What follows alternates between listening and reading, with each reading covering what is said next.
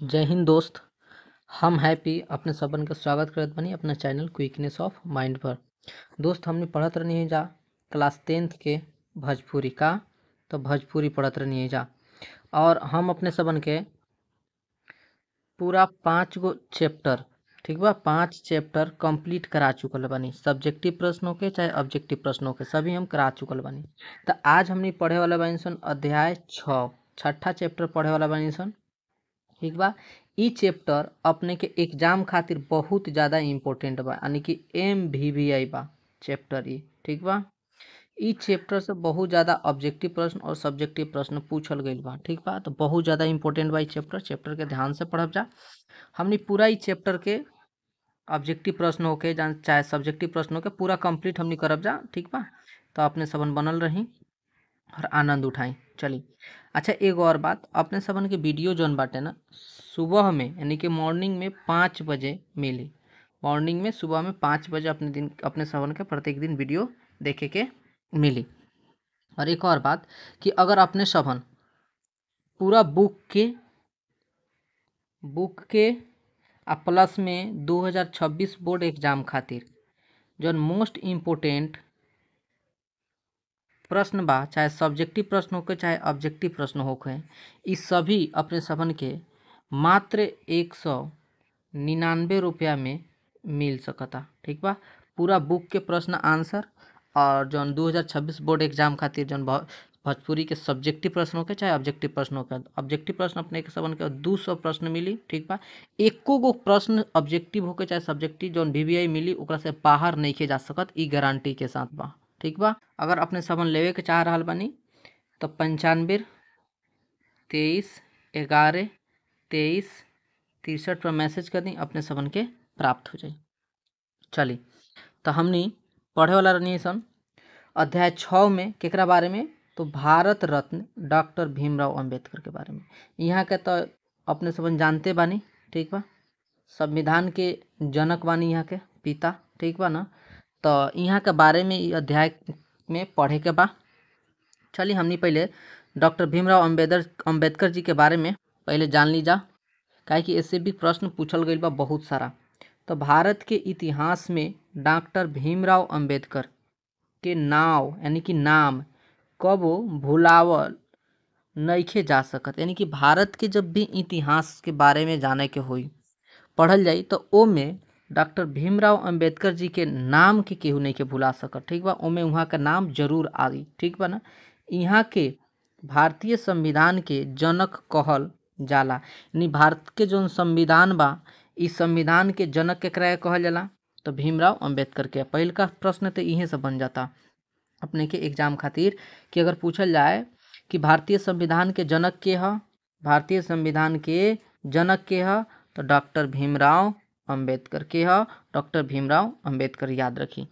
यहाँ के जौन जन्म बा, यहाँ के जौन जन्म बा ई बा 14 अप्रैल 1891 के, 14 अप्रैल 1891। तो याद रखें यहाँ का जन्म कब भइल बा, 14 अप्रैल 1891। कहाँ, तो मध्य प्रदेश के महू नगर में भइल रहे। कहाँ भइल रहे, तो मध्य प्रदेश के जौन महू नगर बा उहे यहाँ के जन्म भइल रहे। याद रखें कहाँ, तो मध्य प्रदेश के महू नगर में यहाँ का जन्म भइल रहे, यो पूछल जा सकता, ठीक बा ना। देखिए अब यहाँ के माई के नाम ई पूछल गईल बा एग्जाम में, याद रखें यहाँ के माई के नाम का बा, तो श्रीमती भीमाबाई।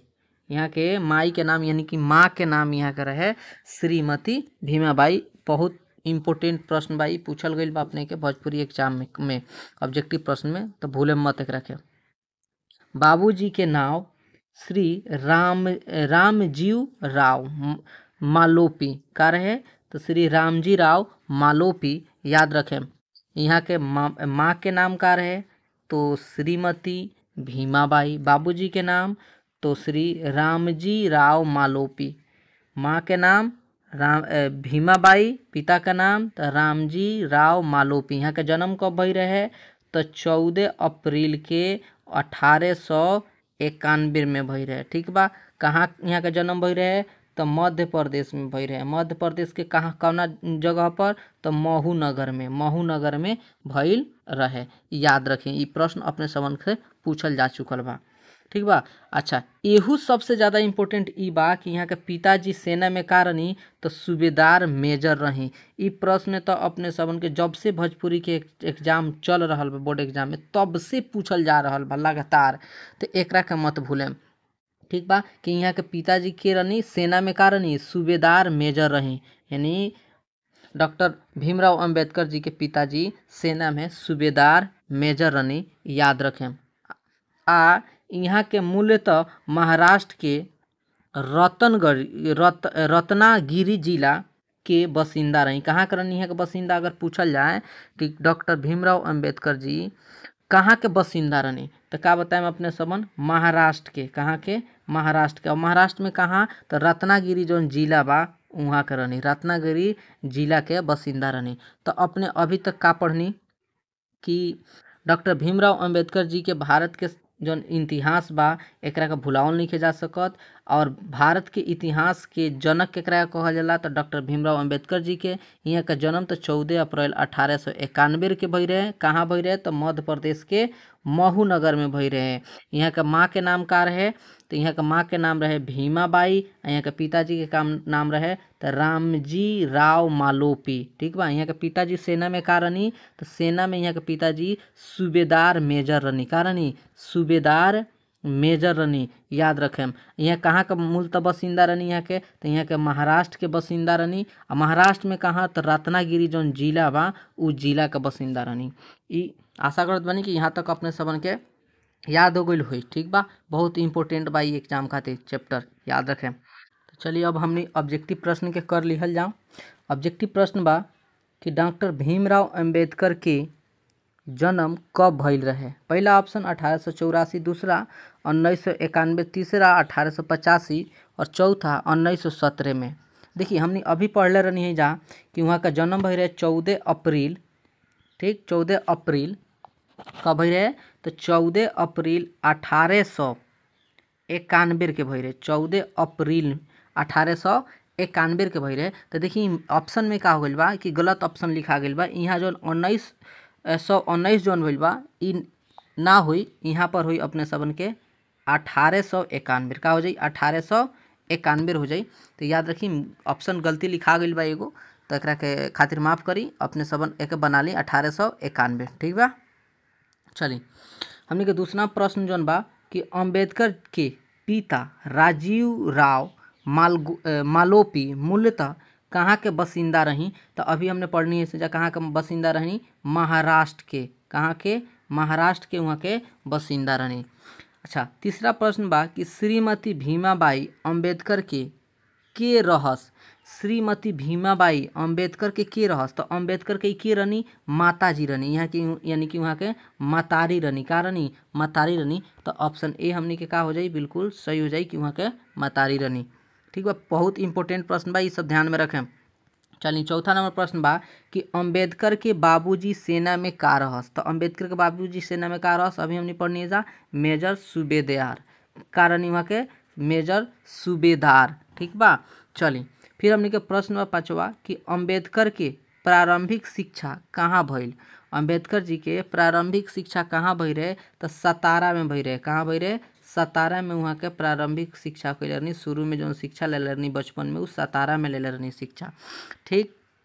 चलिए 6 नंबर प्रश्न बा। ई प्रश्न के देखब जा हमनी कि अंबेडकर का समय समाज कैसन रहे। यानी अंबेडकर जी के समय में समाज कैसा रहे, तो अंबेडकर जी के समय में समाज जौन रहे भेदभावपूर्ण रहे। का रहे, बहुत भेदभावपूर्ण रहे। समाज में बहुत ज़्यादा भेदभाव के रूप फैले रहे चारों ओर उस समय में। ठीक बा। तो आज रह दी इतने, फिर हमनी एक बाद वाला वीडियो में लघुत्तरीय प्रश्न जौन बा ई करब जा, और फिर दीर्घोत्तरीय प्रश्न बा ई सब इहो हमनी करब जा। कम से कम में प्रश्न बा अपने सबन के कएगो बता दें। ये तो लघुत्तरीय ही बा। हाँ चलिए अभी हम एक अपने सबन के 2 गो मिली दीर्घोत्तरीय प्रश्न, और बाकी सब लघुत्तरीय प्रश्न मिली। तो एक हमनी एक बाद वाला वीडियो में करब जा। इतना अपने सबन कंप्लीट कर ली तब तक खातिर, ठीक बा। चली तो वीडियो अच्छा लागल होके तो लाइक कर ले, हम अपने दोस्त के पास में भी शेयर कर दी वीडियो के। फिर हमने मिलता है इंसान नेक्स्ट वीडियो में, तब तक खातिर जय हिंद जय भारत।